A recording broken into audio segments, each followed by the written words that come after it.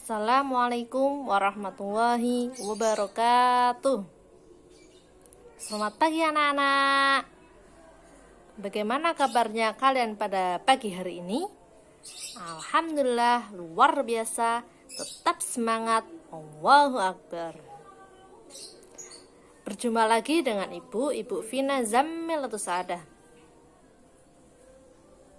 Sebelum memulai pelajaran pada pagi hari ini, marilah kita buka dengan berdoa terlebih dahulu. Berdoa mulai. A'udzu billahi minasyaitonir rajim. Bismillahirrahmanirrahim. Alhamdulillahi rabbil alamin. Ar-Rahmanir-Rahim. Maliki yaumiddin. Iyyaka na'budu wa iyyaka nasta'in. Ihdinas syiratal mustaqim. Syiratal ladzina an'amta 'alaihim ghairil maghdubi 'alaihim waladdallin. Amin.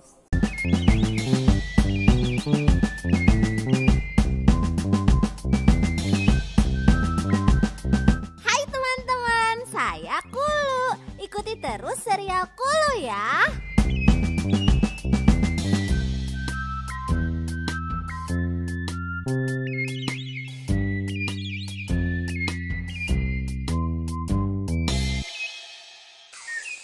Senja ini Kulu sedang menonton TV dengan ibunya.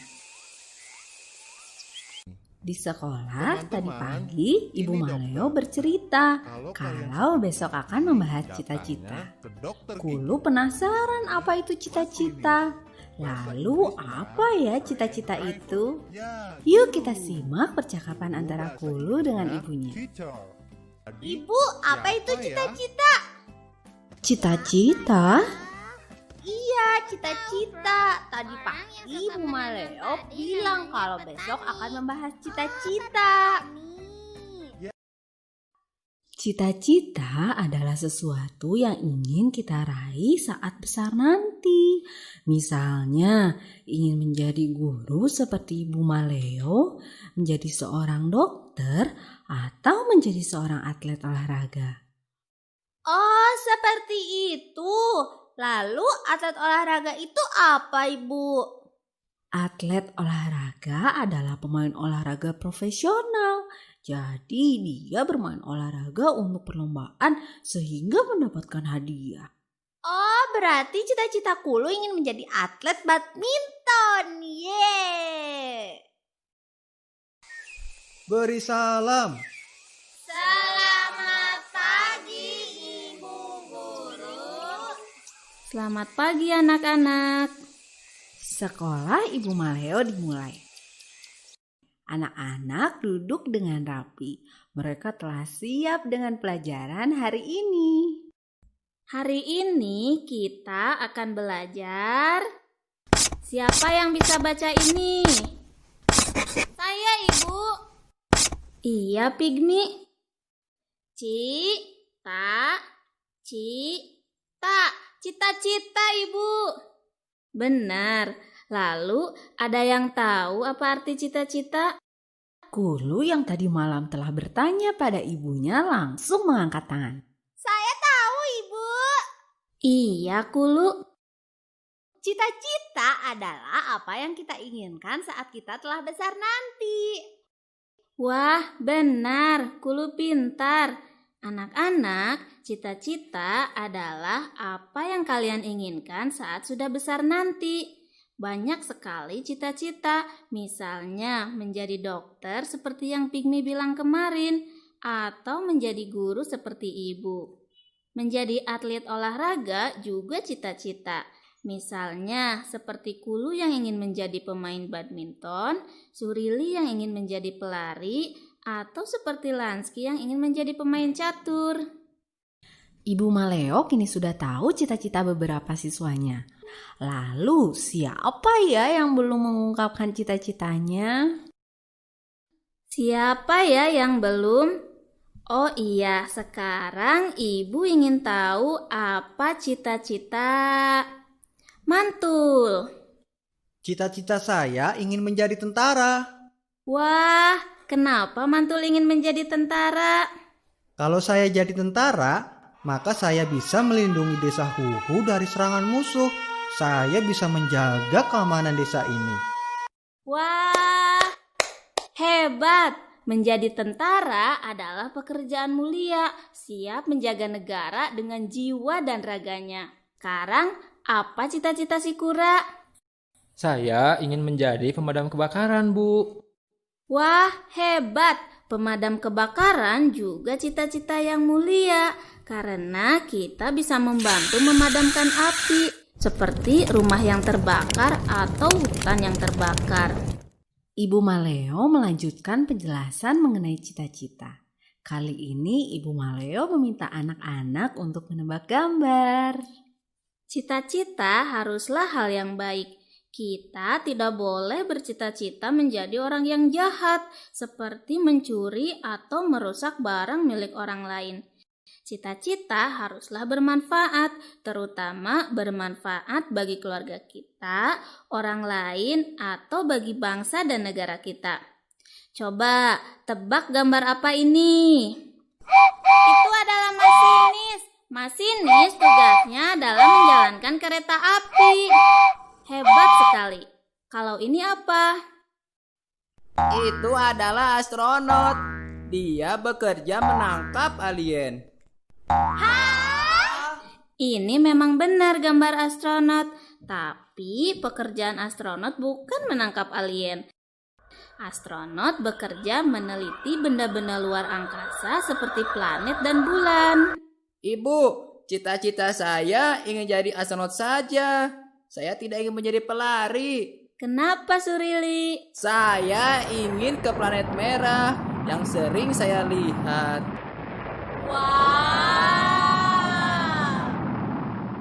Jika Surili ingin menjadi astronot, maka Surili harus belajar dengan tekun. Surili tidak boleh bermalas-malasan.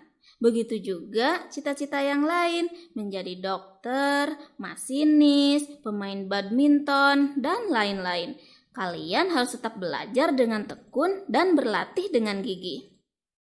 Baik, Ibu. Sekolah telah usai. Anak-anak seperti biasa bermain bersama di rumah Surili. Kali ini mereka akan bermain apa ya?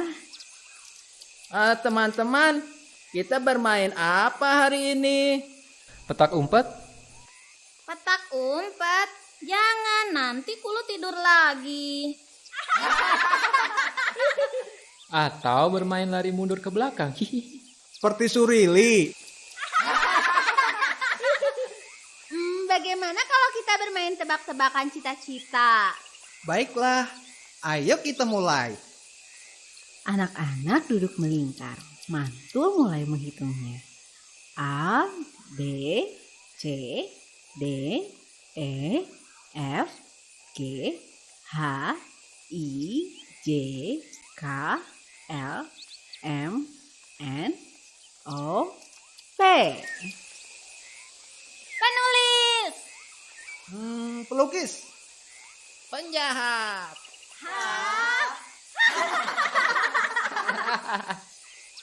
Kata Ibu Maleo, kita tidak boleh menjadi orang jahat. Kalau begitu, saya ingin menjadi pelaut. Anak-anak terlihat sangat senang sekali bermain tebak-tebakan. Mereka adu cepat menjawab cita-cita dengan huruf yang terpilih. Jadi, apa cita-cita teman-teman? Komentar di sini ya. Sampai jumpa di serial Kulu selanjutnya.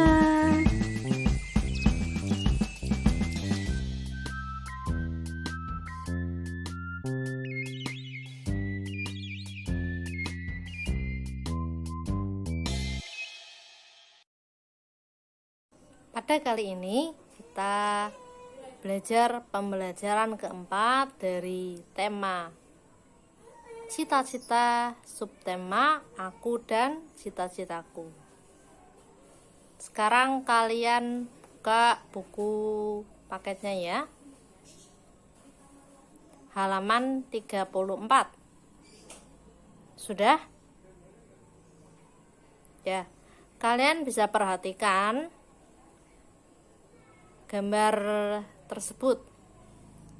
Apa yang dapat kalian ceritakan dari gambar tersebut? Ya, kalian dapat memiliki lebih dari satu cita-cita. Cita-cita pun tidak harus berupa profesi tertentu.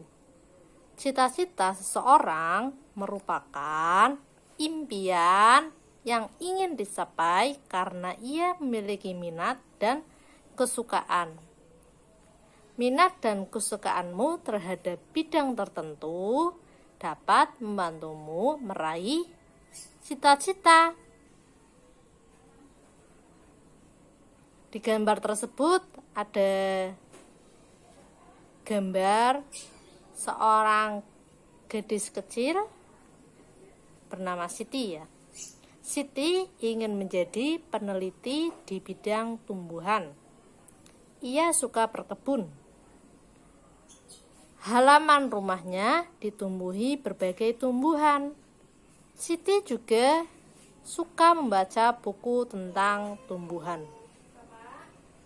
Bagaimana dengan kegiatan kalian di rumah? Membaca buku, apalagi? Menggambar, berkebun, beternak ayam, membantu ibu. Ya.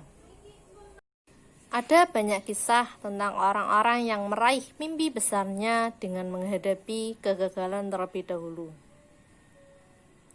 Ibu akan membacakan beberapa kisah sukses mengatasi kegagalan. Yang pertama dari Michael Jordan, seorang pemain basket dunia. Saat duduk di bangku SMA, Michael pernah gagal masuk tim basket sekolahnya. Ia dianggap tidak cukup tinggi untuk memenuhi persyaratan masuk tim kebanggaannya. Dengan usaha yang sangat keras, ia terus berlatih dan berlatih.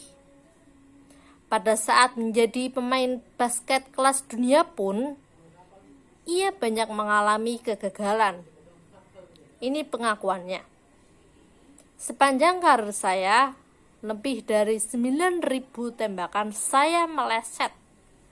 Saya pernah kalah dalam 300 pertandingan. Paling tidak 26 kali saya dipercaya untuk melakukan tembakan penentu kemenangan dan saya gagal. Saya telah berkali-kali mengalami kegagalan. Tetapi karena kegagalan itulah saya berhasil. Kemudian ada kisah dari Thomas Alva Edison, seorang penemu lampu listrik. Semasa sekolah, ia pernah dikeluarkan dari sekolahnya karena dianggap tidak dapat mengikuti pelajaran di sekolah. Thomas kecil bermasalah dengan pendengarannya. Ia harus berusaha lebih keras dari teman-temannya yang lain dengan belajar sendiri di rumah dan membantu ibunya yang miskin. Dengan belajar sendiri di rumah, Thomas membaca banyak buku yang memacunya melakukan berbagai macam percobaan di bidang sains. Beribu kali ia gagal, 2000 kali ia mencoba kembali. Ia tak pernah menyerah, kegigihannya berubah manis, sehingga kita dapat menikmati terangnya lampu pijar ciptaannya. Dapatkah kamu bayangkan jika ia menyerah? Thomas menceritakan rahasia keberhasilannya. Jika saya ditanya apakah yang dapat membuat seseorang berhasil dalam hidupnya, jawaban saya sama. Orang itu harus terus menambah kegagalannya. Jika kamu takut gagal, kamu tidak berani mencoba dan berusaha. Dari bacaan tersebut, sikap apa yang dapat kita teladani dari tokoh-tokoh seperti Michael Jordan dan Thomas Alva Edison? Ya, pantang menyerah. Ketika kalian mengalami suatu kegagalan, kalian jangan putus asa, berusahalah. Dengan kata lain, pantang menyerah. Dengan pantang menyerah, lama-kelamaan kalian akan berhasil.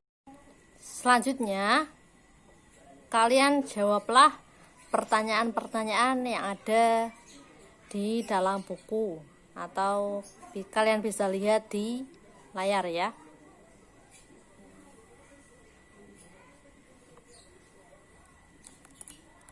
Yang pertama, apakah mimpi Michael Jordan dan Thomas Alva Edison? Nomor 2, kegiatan apa saja yang senang dilakukan oleh keduanya? 3, tantangan apa saja yang dihadapi Michael Jordan dan Thomas Alva Edison untuk meraih mimpinya? 4, bagaimana cara mereka menghadapi kegagalannya? Kemudian pada halaman 39, bagaimana denganmu? 1, tantangan apa saja yang kamu hadapi untuk meraih impianmu? Nomor 2, bagaimana kamu akan menghadapi tantangan tersebut?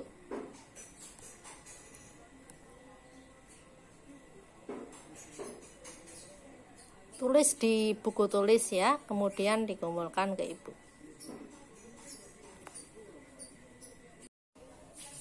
Ayo berlatih.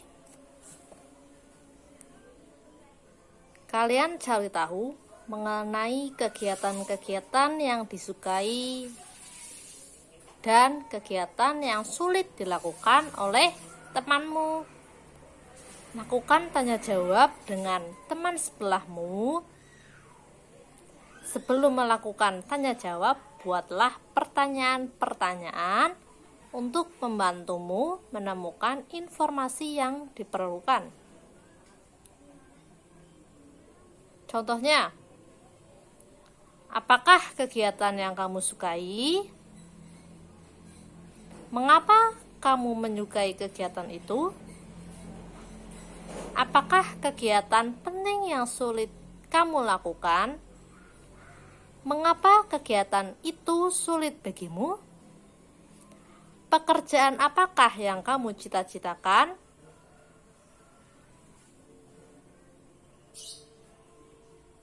Kemudian, apakah kegiatanmu sama dengan kegiatan temanmu? Kemudian, kalian membuat kesimpulan tentang cita-cita teman sebangku. Paham? Sekarang coba kalian perhatikan gambar yang ada di layar. Menurut kalian, gambar apakah itu?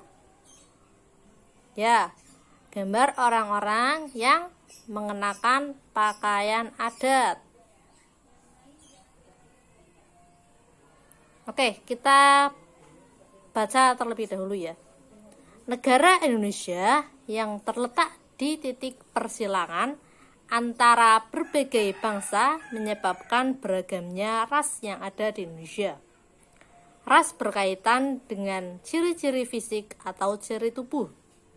Setiap suku di Indonesia mempunyai ciri fisik yang berbeda. Masyarakat yang tinggal di Pulau Papua dan Pulau Aru merupakan satu kelompok ras yang berbeda dengan kelompok lainnya. Kelompok masyarakat Sakai dari Riau, suku Kubu dari Sumatera Selatan, suku Tomuna dari Pulau Muna, masyarakat Enggano di Bengkulu, dan masyarakat Mentawai memiliki kemiripan satu dengan yang lain. Masyarakat Batak, Toraja, dan Dayak ada dalam kelompok ras tersendiri. Demikian juga dengan kelompok masyarakat Madura, Jawa, dan Bali memiliki ciri fisik yang hampir serupa.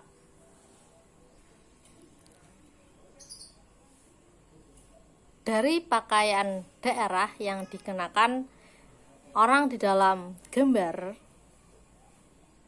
tentu memiliki perbedaan karena berasal dari daerah dan ras yang berbeda.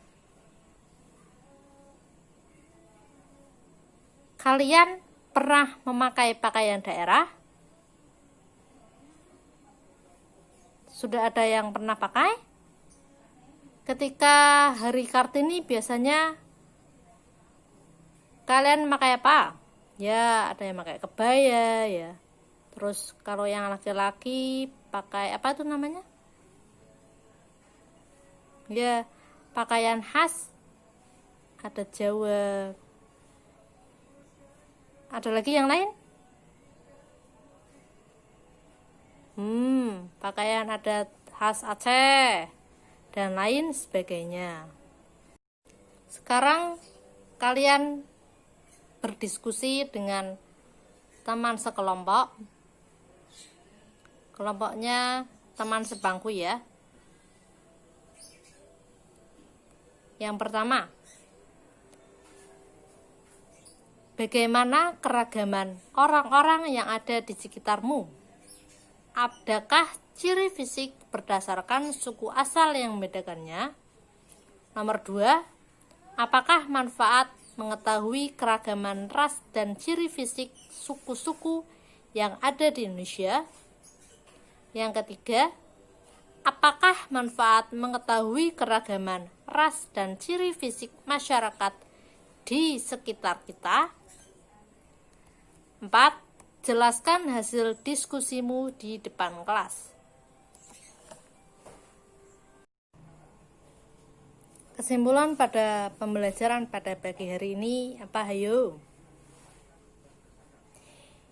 Yang pertama, ketika kalian punya cita-cita, kalian harus berusaha. Dan ketika mengalami kegagalan dalam usaha tersebut, kalian jangan putus asa, pantang menyerah. Kemudian kita harus belajar tentang perbedaan, karena di Indonesia itu memiliki ras, agama, daerah yang berbeda-beda. Terbukti dari pakaian adat seperti kita belajar pada kali ini. Lalu ada sumber daya alam di Indonesia yang dapat diperbarui dan tidak dapat diperbarui.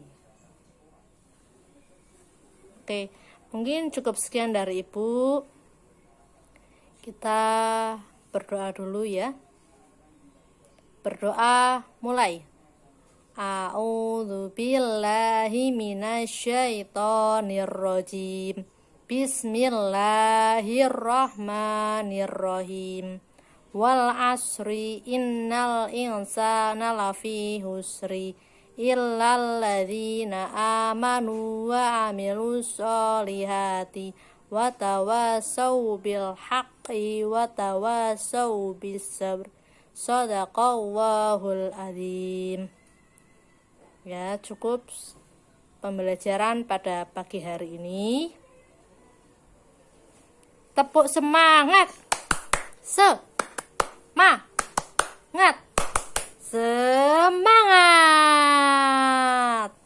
Oke anak-anak, sampai jumpa pada pembelajaran yang akan datang. Wassalamualaikum warahmatullahi wabarakatuh.